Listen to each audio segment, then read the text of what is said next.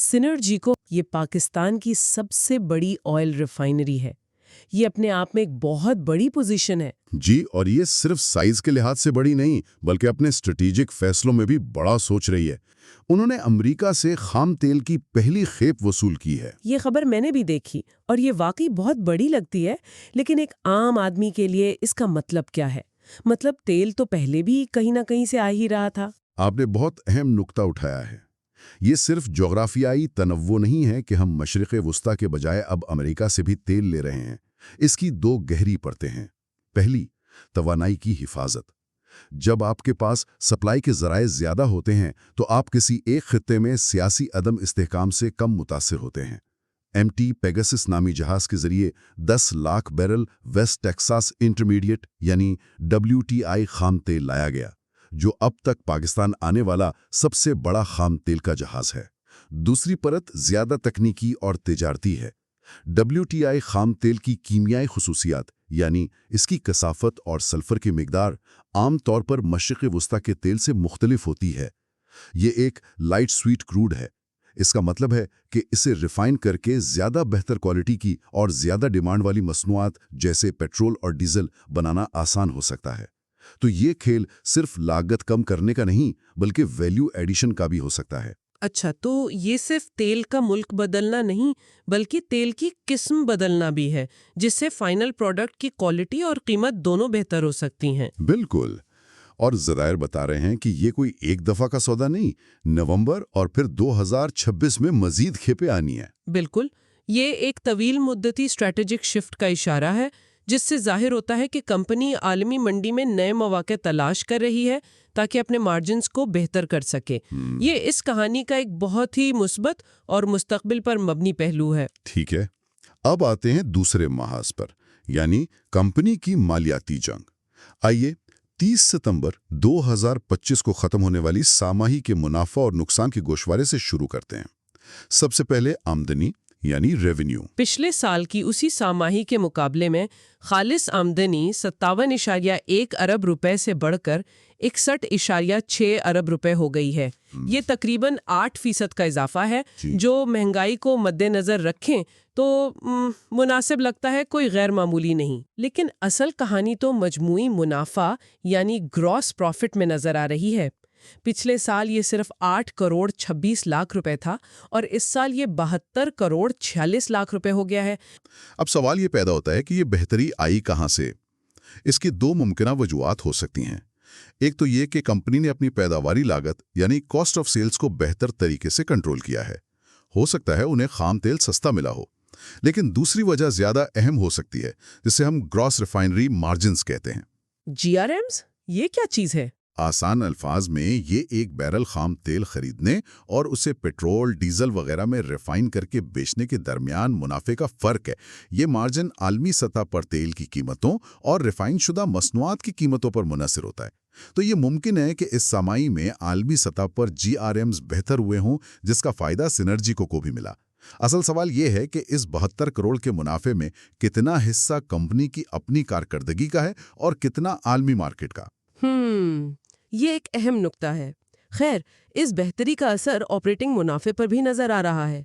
पिछले साल 59 करोड़ का ऑपरेटिंग नुकसान था और इस साल 12 करोड़ का ऑपरेटिंग मुनाफा है। जी, ये जाहिर करता है कि कंपनी का बुनियादी कारोबार यानी तेल को रिफाइन करके बेचना, इंतजामी और फरोख्त के अखराजात निकालने के बाद अब मुनाफा बख्श हो गया है। इंजन ने काम करना शुरू कर दिया है। अगर ऑपरेशंस इतने बेहतर हो गए हैं और कंपनी ऑपरेटिंग सतह पर मुनाफा कमा रही है, तो फिर भी मजमूई तौर पर तकरीबन 79 करोड़ रुपए का नुकसान क्यों? ये बात कुछ हजम नहीं हो रही। और आपने इस कहानी के सबसे तकलीफदेह हिस्से पर उंगली रखी है। इसकी वजह है मालियाती अखराजात यानी फाइनेंस कॉस्ट्स। ये अखराजात 83 करोड़ 60 लाख रुपए की बुलंद तरीन सतह पर हैं। ये कंपनी के मुनाफा के लिए एक ब्लैक होल की तरह है। ऑपरेशन से जितना भी मुनाफा कमाया जाता है, इसका एक बड़ा हिस्सा ये ब्लैक होल निगल लेता है। 83 करोड़? ये अखराजात हैं किस चीज के? ये बुनियादी तौर पर कंपनी पर जो भारी कर्जे हैं उन पर सूद की अदायगी है। इससे साफ जाहिर होता है कि कंपनी पर कर्जों का बहुत बड़ा बोझ है और मौजूदा बुलंद शरह सूद के माहौल में यह बोझ और भी मोहलिक हो गया है। यही वो दूसरा महाज है जिसकी हम बात कर रहे थे। तो हतमी नतीजा ये निकला कि फी हिस्सा नुकसान यानी लॉस पर शेयर 0.33 रुपए से कम होकर 0.14 रुपए हो गया है। नुकसान तो कम हुआ है, लेकिन नुकसान अब भी है। बिल्कुल। असल कहानी ये है कि सिनर्जिको एक ऐसी गाड़ी की तरह है जिसका इंजन तो नया और ताकतवर लगा दिया गया है, लेकिन उसके टायरों पर पुराने कर्जों का भारी बोझ लता है। इंजन पूरी जान लगा रहा है और गाड़ी हिलना शुरू हो गई है, लेकिन रफ्तार पकड़ने के लिए उसे ये बोझ उतारना पड़ेगा। तो ये बात तो साफ है कि ऑपरेशनल सतह पर कंपनी ने कमाल कर दिया है। लेकिन एक तजुर्बाकार सरमायाकार हमेशा पूछता है, मुनाफा तो ठीक है, पैसा दिखाओ। क्या ये ऑपरेटिंग मुनाफा हकीकी कैश में भी तब्दील हो रहा है? इसके लिए हमें कैश फ्लो को खंगालना पड़ेगा। और यहाँ हमें इस कहानी का सबसे हैरानकुन और पॉजिटिव मोड मिलता है। ऑपरेशन से हासिल होने वाला कैश यानी कैश फ्रॉम ऑपरेशंस पिछले साल मनफी 2.47 अरब रुपए था। यानी कंपनी अपने रोजमर्रा के कामों को चलाने के लिए उल्टा जेब से पैसा लगा रही थी या मजीद कर्ज ले रही थी? बिल्कुल। जबकि इस साल ये अदद मुकम्मल तौर पर पलट गया है और मुस्बत 5.23 अरब रुपए हो गया है। ये एक जबरदस्त टर्न अराउंड है। पिछले साल कंपनी कैश जला रही थी, इस साल वो कैश पैदा कर रही है। ये किसी भी कंपनी की माली सेहत के लिए सबसे अहम इशारों में से एक है। यानी पिछले साल कंपनी अपनी जेब से पैसा लगाकर कारोबार चला रही थी और इस साल इसी कारोबार ने उल्टा 5 अरब रुपए कमाकर कंपनी की जेब में डाल दिए हैं। ये कैश आया कहां से? अगर हम तफसील में जाएं तो ये मौसर वर्किंग कैपिटल मैनेजमेंट की वजह से हुआ है। यानी रोजमर्रा के काम चलाने के लिए जो पैसा होता है, कंपनी ने अपने गले में फंसा हुआ पैसा कामयाबी से कैश में तब्दील किया है। तकरीबन 2.3 अरब रुपए उन लोगों से वसूल किए गए जिनको उधार पर माल बेचा था, यानी ट्रेड डेट्स, और 1.6 अरब रुपए गोदाम में पड़े हुए स्टॉक को बेचकर हासिल हुए हैं। ये एक बहुत ही चुस्त और फाल मैनेजमेंट की निशानी है। तो इस 5 अरब रुपए के कैश का क्या किया गया? उसे कहां इस्तेमाल किया गया? तकरीबन 84 करोड़ रुपए तो नए असासों की खरीदारी पर खर्च हुए, जो कारोबार को चलाने के लिए जरूरी हैं। लेकिन सबसे अहम कहानी मालियाती सरगर्मियों यानी फाइनेंसिंग एक्टिविटीज में है। यहाँ कंपनी ने तकरीबन 3.9 अरब रुपए का कैश इस्तेमाल किया है और इसका बड़ा हिस्सा तकरीबन 3.7 अरब रुपए कलील मुद्दती कर्जों की अदायगी में गया। तो ये वही कर्ज है जिसके सूद ने मुनाफे को खा लिया था? जी हाँ, उसी कर्ज का एक हिस्सा। पिछले साल इन्होंने 2 अरब का कर्ज लिया था, इस साल वो 3.7 अरब का कर्ज चुका रहे हैं। तो ये एक बहुत ही सेहतमंद साइकिल नजर आ रहा है। ऑपरेशन से कैश कमाओ और उससे कर्ज उतारो। ये साइकिल बज़ाहिर तो सेहतमंद है, लेकिन ये मुकम्मल तौर पर कंपनी की अपनी पैदा करदा कैश पर मुनहसर है। अगर किसी वजह से मसलन आलमी सतह पर जीआरएम्स गिर गए और ऑपरेशंस में दोबारा कोई मसला आया, तो क्या ये कर्ज उतारने का सिलसिला फौरन रुक नहीं जाएगा? ये तो एक नाजुक तवाजुन लगता है। आपने बिल्कुल दुरुस्त तज्जिया किया। ये एक नाजुक तवाजुन ही है। कंपनी इस वक्त एक रस्सी पर चल रही है। जब तक ऑपरेशनल कैश मजबूत आता रहेगा, वो कर्ज कम करते रहेंगे। लेकिन कोई भी बड़ा झटका इस तवाजुन को बिगाड़ सकता है। ठीक है, अब आखिर में बैलेंस शीट पर एक नज़र डालते हैं, जो कि 30 सितंबर 2025 को कंपनी का मालियाती स्नैपशॉट है। ये वो मैदान जंग है जहां इस पूरी कहानी के नताइज नजर आते हैं। अगर हम 30 जून 2025 से मुवाजना करें तो कुल आसासों यानी टोटल एसेट्स में 393.5 अरब से 389.2 अरब रुपए की मामूली कमी आई है, जो कोई खास बात नहीं।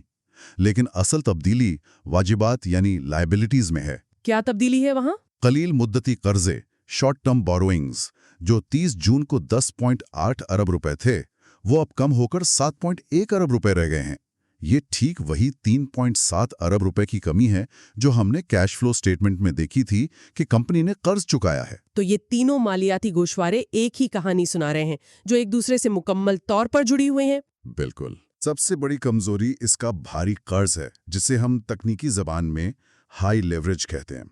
डेट टू इक्विटी रेशियो अब भी बहुत ज्यादा है। इसकी वजह से भारी मालियाती अखराजात इसकी तमाम ऑपरेशनल कामयाबियों पर पानी फेर देते हैं। दूसरी कमजोरी इसका इन्हिसार बैरूनी अवामिल पर है, जैसे आलमी जीआरएम्स और शरह सूद। और हमें पाकिस्तान के तवानाई के शोबे के एक बड़े मसले को भी नहीं भूलना चाहिए, गर्दिशी कर्जा। आपने एक और अहम खतरे की निशानदेही की। सिनर्जिको का कैश फ्लो इस बात पर भी मुनसर है कि उसे सरकारी इदारों से अपनी अदाइयां वक्त पर मिलती हैं या नहीं। अगर अदाइयां फंस जाएं तो उनका बेहतरीन वर्किंग कैपिटल मैनेजमेंट भी नाकाम हो सकता है और वो सेहतमंद साइकिल जिसकी हम बात कर रहे थे टूट सकता है। ये एक बड़ा बैरूनी खतरा है। तो इन सबको मद्देनजर रखते हुए मुस्तकबिल कैसा लगता है? इम्कानात क्या हैं? इम्कानात मुहतात तौर पर मुस्बत हैं। अगर कंपनी अपनी ऑपरेशनल कारकर्दगी बरकरार रखती है और शरह सूद में मजीद इजाफा नहीं होता, तो वो बतदरीज अपने कर्ज को कम करके मुनाफा बख्श बन सकती है। अमेरिका से WTI खाम तेल की दरामद एक हकीकी गेम चेंजर साबित हो सकती है।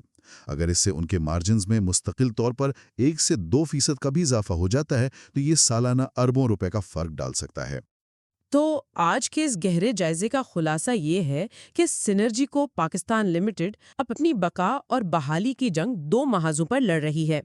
ऑपरेशनल महाज पर वो वाज़े तौर पर जीत रही है, बेहतरीन मुतासिर कुन है, लेकिन मालियाती महाज पर कर्जों का भारी बोझ अब भी एक बहुत बड़ा चैलेंज है और जंग अभी जारी है।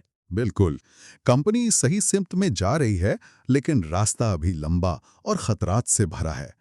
अमरीकी खाम तेल की हिकमत अमली मुस्तकबिल के लिए एक मजबूत उम्मीद फराहम करती है, लेकिन ये देखना बाकी है कि ये उम्मीद हकीकत में कितनी और कब बदलती है। ये सिर्फ मालियाती बेहतरी नहीं, बल्कि एक स्ट्रैटेजिक पेशरफ्त है जो कंपनी को आलमी तवानाई की मार्केट में एक बेहतर पोजीशन दे सकती है। और अब सामीन के लिए एक आखिरी सोच। सिनर्जिको की कहानी हमें ये सिखाती है कि एक कंपनी का सिर्फ मुनाफा कमाना काफी नहीं होता। अहम यह है कि वो मुनाफा कैसे कमा रही है और उसके पास माजी के बोझ से निपटने की कितनी ताकत है। अब देखने वाली बात यह होगी कि क्या सिनर्जिको की ऑपरेशनल ताकत का नया इंजन कर्ज के पुराने बोझ पर मुकम्मल तौर पर काबू पा सकता है और अमेरिका के साथ ये नई सप्लाई चेन कंपनी के मुस्तकबिल के मुनाफा पर हकीकी और पायदार असर डालेगी, या ये सिर्फ एक वक्ती बेहतरी साबित होगी। इस सवाल का जवाब आने वाले 6 माही नताइज देंगे।